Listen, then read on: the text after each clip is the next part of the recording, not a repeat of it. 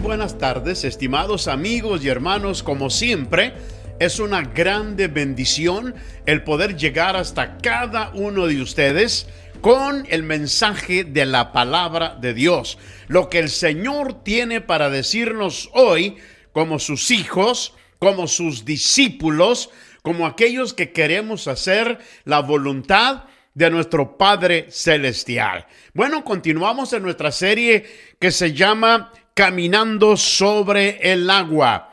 Hoy vamos a tratar sobre el tópico especial en esta serie que se llama No pierdas tu enfoque. Y les habla el pastor Andrés Gallardo de Vida Abundante aquí en Cícero. Como siempre, esta bendición, el poder compartir esta verdad viva y vibrante de la palabra de nuestro Dios. Te invito a que abras tu Biblia en el Evangelio de Mateo capítulo 14 y especialmente el verso 31. Te lo voy a leer y mira lo que dice. La palabra del Señor nos dice de una manera clara y directa.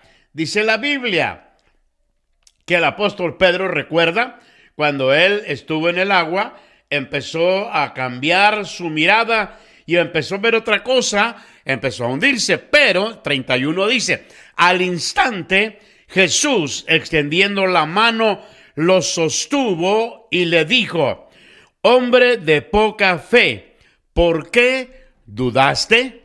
Fíjate, esa pregunta es penetrante, es directa y es en realidad lo que Pedro necesitaba reflexionar. Una fe que palidece, una fe que en realidad empieza a desmenuzarse de una manera increíble después de que había empezado a caminar sobre las aguas. Mira, cuando Pedro estaba caminando sobre el agua, aunque la palabra no nos dice directamente si Jesús le dijo algo o no, creo que si Jesús en realidad le hubiera hablado, él le hubiera dicho: Pedro, no mires las circunstancias. Tú sigue avanzando. Mantén tu enfoque. Piensa en las posibilidades. No mires hacia abajo. No pongas tu atención en las circunstancias negativas de esta situación. Y yo me imagino que los ojos de Pedro estaban por un tiempo fijos en el Maestro. Pero durante esta experiencia, yo creo que un sentido profundo de presencia divina dominó completamente la mente de Pedro. Y por el tiempo que ese enfoque haya durado, yo creo que Pedro se mantuvo caminando sobre el agua. Claro que sí, pero aquí es donde entran los peros que no nos gustan. Nos dice la palabra que sucedieron 3 detalles que cambiaron el panorama completamente. El foco de la atención de Pedro fue cambiado de Jesús hacia la tormenta, porque la Biblia dice, vio el viento. Después de ver a Jesús, empezó a ver otra cosa que no era Jesús. Empezó a ver el viento. Y este cambio, mi amado amigo y hermano, este cambio tan repentino, fíjate bien, de la perspectiva, le dio entrada a su vida a una diferente cantidad de pensamientos y de sentimientos que enfocaron en el pánico, en lo inadecuado de su propia habilidad. Empezó a hacerlo sentir, tú no puedes. ¿Y cuál fue el resultado? Se paralizó de terror. Y esto estorbó, limitó, impidió su habilidad para continuar caminando sobre el agua en el poder de Jesús. Número 1, retén tu esperanza. Mira, la esperanza es el combustible que te mantiene activo y enfocado. Te voy a decir algo importante. La fe es lo que abre la puerta, pero la esperanza es la que la mantiene abierta. Aquí el evangelista Mateo desea que te entendamos algo muy importante. Mientras la mente de Pedro estuvo enfocada en Jesús, él tenía el poder y la habilidad divina para caminar sobre el agua. Pero cuando su enfoque fue puesto en la tormenta, ese temor causó un cortocircuito en la fe de Pedro, en su habilidad para recibir el poder sustentador de Dios. En otras palabras, empezó a ver lo que no debía. La esperanza hizo que Pedro saliera del barco. La confianza lo sostuvo sobre el agua, pero el temor hizo que se hundiera. Mi amado amigo, todo dependía en su enfoque. O el Salvador, el Señor o en la tormenta. Y hay una condición mental que es demasiado esencial para que podamos vivir la clase de vida que anhelamos. Se llama esperanza, confianza o diríamos dependencia total. Es lo que causa la gran diferencia entre los que confían y entre los que se hunden, porque se han rendido ante las circunstancias. Y cuando eso se pierde, como le sucedió a Pedro y perdió la fe, entonces empezamos a hundirnos.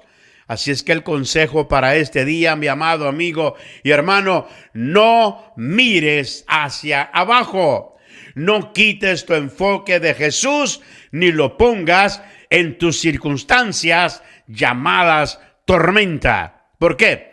Porque la esperanza es lo que impulsa y motiva al corazón humano. Un accidente puede paralizar un cuerpo, pero la muerte de la esperanza paraliza el espíritu. La esperanza es lo que induce a una pareja a decir, sí, acepto, aunque no tienen garantías.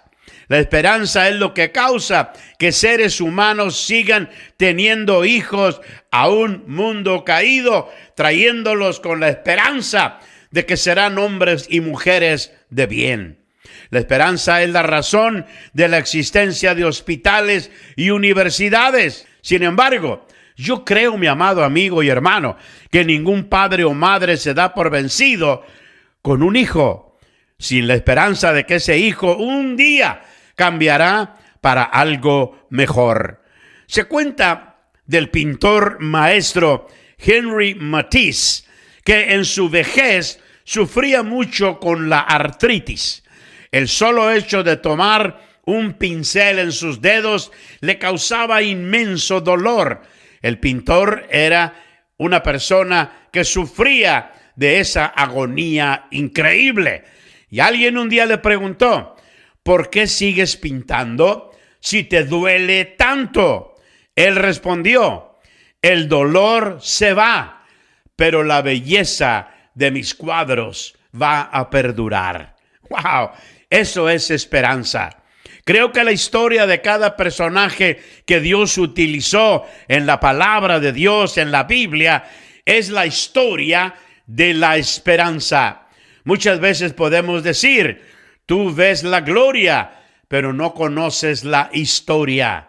¿Por qué? Por ejemplo, la esperanza es lo que hizo que Abraham saliera de su tierra y dejara a su pueblo.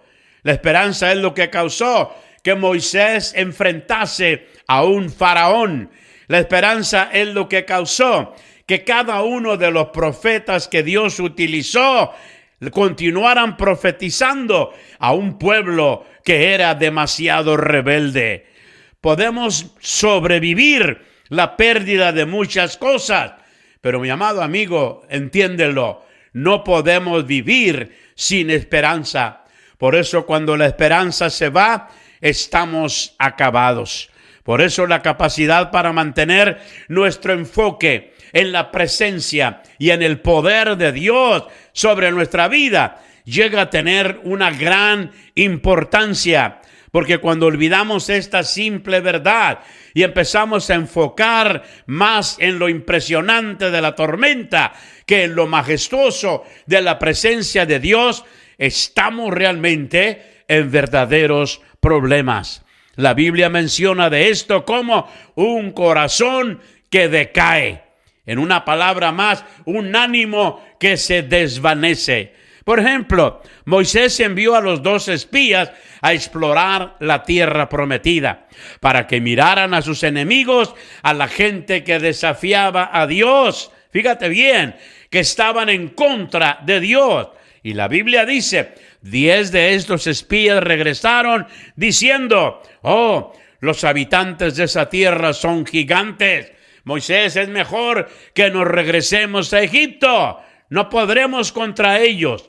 Pero Josué, fíjate bien, recibió el mensaje de 2 de los espías, los cuales le dijeron, estos espías eran Josué y Caleb, le dijeron, debemos entrar y tomar posesión de la tierra, porque en realidad sí podemos hacerlo.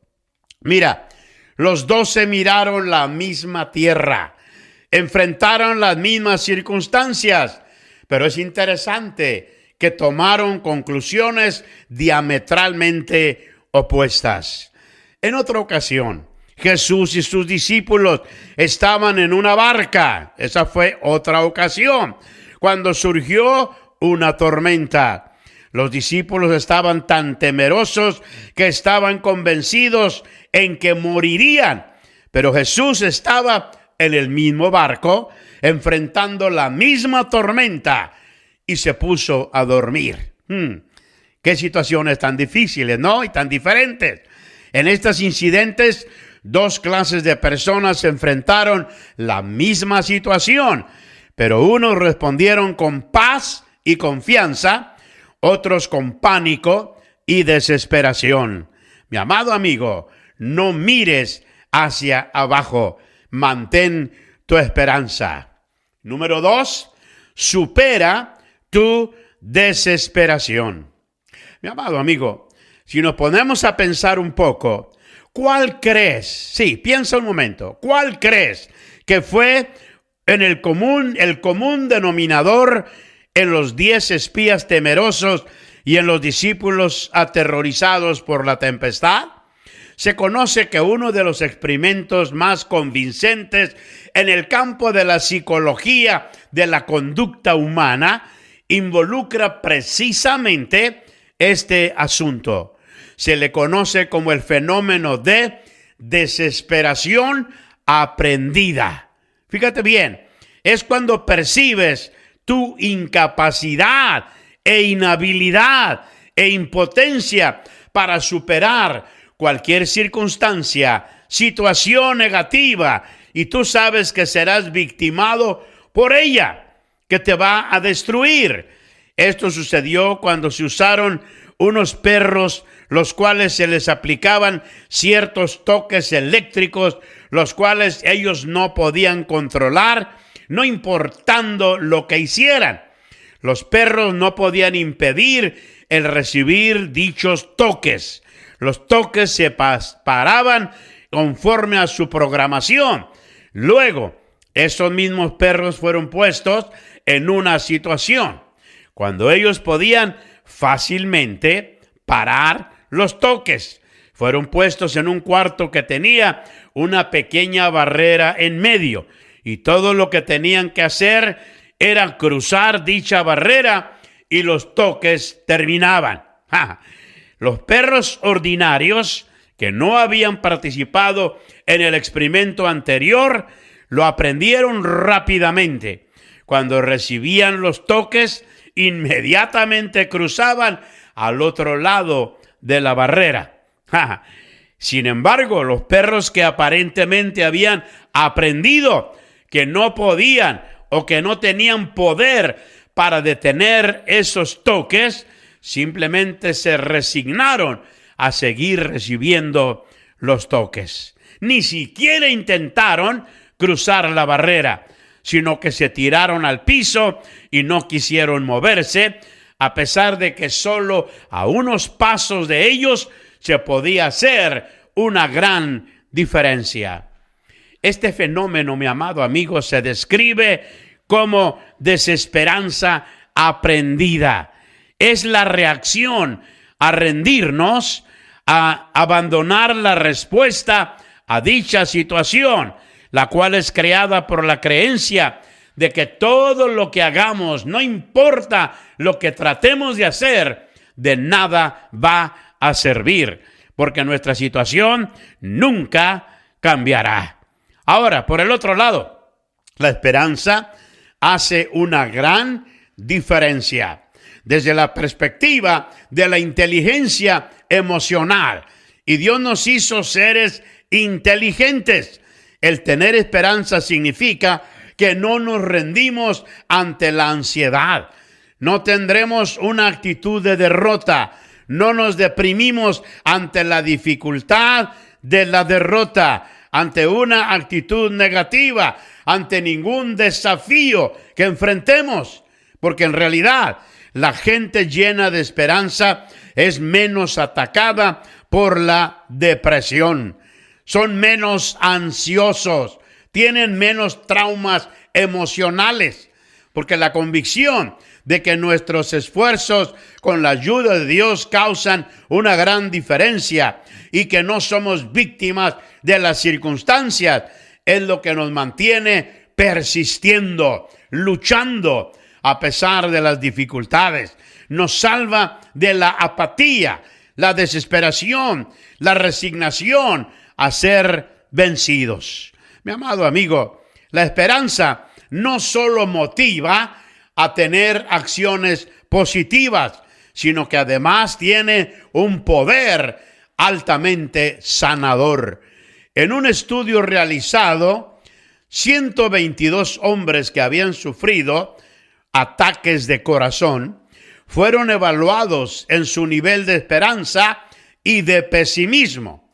Del 25% de los más pesimistas, 21 murieron 8 años después. De los 25 más optimistas, fíjate bien, solo 6 murieron. No 21, 6. Ahora, la pérdida de esperanza aumentó las posibilidades de la muerte. Más del 300% predijo la muerte mucho más acertadamente que cualquier factor de riesgo médico, incluyendo la alta presión, la cantidad de daño al corazón o el nivel de colesterol. Mira, dicen los nutricionistas que es mejor comer Twinkies en esperanza que brócoli en desesperación. Interesante. Ahora, citando al historiador John Keegan, refiriéndose a la Primera Guerra Mundial, cuando Inglaterra perdió 240,000 soldados, dice que eso marcó el final de una era. Optimismo vital, dice, es una cualidad de espíritu poseída por una comunidad o una persona donde hay una persuasión, es decir, esa cualidad de energía, de vida radiante, al grado de que si nos falta el optimismo vital, deseamos estar totalmente vivos. Cuando alguien cree en Dios y cree que Dios en realidad se interesa y está activamente involucrado en los asuntos de su vida personal, el asunto de esa desesperanza aprendida va a cambiar de manera radical. Ahora, al creer en Dios, lo principal no es simplemente lo que soy capaz de hacer, sino lo que Dios quiere y puede hacer a través de mí. Esto en sí simplemente quiere decir que yo ahora puedo enfrentar cualquier cosa que la vida traiga contra mí, que no necesito darme por vencido, que mis fuerzas tienen un gran potencial en Dios, porque mayor es el que está en mí que el que está en el mundo. Mi amado amigo, y aquí precisamente vemos que el optimismo y la esperanza no son esencialmente la misma cosa. Por lo tanto, esto nos lleva al tercer punto. Número 3, moldea tu mente. Sí, hay que ajustar nuestros patrones de pensamiento. Mira, el optimismo requiere una creencia progresiva de que las cosas se van a mejorar para mí, pero la esperanza incluye todas las ventajas psicológicas del optimismo, pero está arraigada en algo mucho más profundo. Cuando yo espero, entonces yo creo que Dios está obrando para redimir todas las cosas, a pesar de cómo sucedan o me acontezcan a mí hoy en mi presente. El seguidor de Cristo está marcado por aquello que llamamos una esperanza vital. Así que, mi amado amigo, pensemos un momento en lo que significa el cultivar una mente que es dominada por este pensamiento, el cual el apóstol Pablo tenía bien arraigado en él. Todo lo puedo en Cristo que me fortalece. Ahora, ¿cómo es que desarrollamos una mentalidad que se enfoca en Cristo aún en medio de las tormentas? Una mentalidad que no es distraída por la furia de las circunstancias que nos rodean. Mi amado amigo, piensa, ¿en qué está enfocada tu mente? Tienes que pensarlo de una manera directa y personal. ¿En qué está enfocada tu mente? Es muy importante, porque si en realidad no tenemos eso bien marcado en nuestra vida, entonces en realidad nuestra vida va a estar sufriendo de manera negativa. ¿Ok? Ahora, cuando yo espero, yo creo que Dios está a mi lado. Dios me ha marcado con una esperanza centralizada en su presencia. Así que te invito a pensar en un momento, ¿qué es lo que significa el cultivar una mente que es dominada por este pensamiento que dice todo lo puedo en Cristo que me fortalece? ¿Cómo? Ahora, ¿en qué está enfocada tu mente? Te hice esta pregunta y la repito. Imagínate tú también, por un momento, que vas a competir en la carrera de los 10 kilómetros en las próximas Olimpiadas. Claro, esto se vuelve la meta suprema de tu vida. ¿Crees que de aquí al evento que va a llegar, tu dieta solo sería comer pan y chocolates sin medida? Cuando una pareja tiene un hijo, son cuidadosos de todo lo que entra en su boca. Y tenemos la tendencia de vigilar muy bien, con demasiada seriedad, las cosas que son de importancia para nosotros. La gente se preocupa de cómo trata sus carros, alimenta sus cuerpos, sus hijos y aún sus mascotas. Lo que ponemos en nuestro cuerpo solo se ha convertido en una industria de billones de dólares anualmente.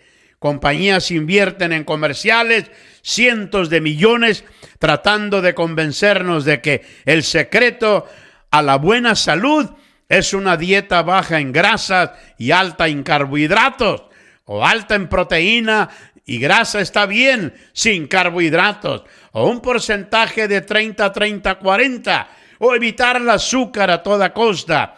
Nos dicen que el secreto de la dieta del doctor Atkins, o los Power Bars, o Slim Fast Shakes, Nutri-Fast Shakes, whatever sea.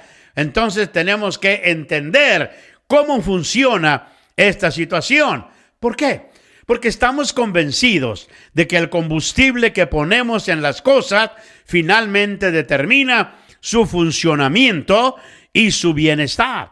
Es por eso que es demasiado irónico que en el área más importante de la vida A menudo no hacemos caso de un recurso humano básico con el cual Dios nos ha dotado para poder soñar, aspirar o imaginar y aún crear, lo cual es nuestra mente. Sí, con lo que alimentamos todo lo demás que poseemos no es nada comparado con la importancia de aquello con lo cual alimentamos nuestra mente. Pablo dice: todo lo que es honesto, todo lo puro, todo lo que es de buen nombre, lo amable, esto manténlo ocupado en tu mente. Es decir, con estas cosas alimenta tu mente.